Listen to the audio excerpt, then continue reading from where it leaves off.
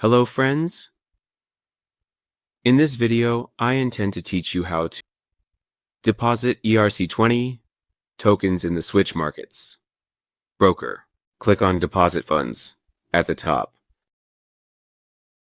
Select the desired account for deposit in this section, and also choose the desired network, which we have selected as crypto, and click on Continue. In this section, enter the desired amount for the deposit, which we are going to deposit $50.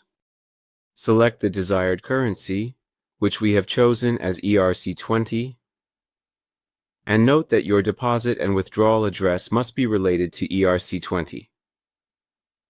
If you enter a different address, your amount will be completely lost. And after entering the information, click on Continue. You will see the deposit information and click on Continue.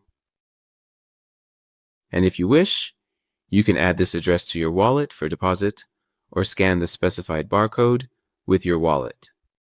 And continue this operation with your mobile phone. And note that you must enter the amount recorded here into the wallet. And friends, to check your transaction history, click on Transaction History. And in this section, you will see that the deposit was successful. Good luck.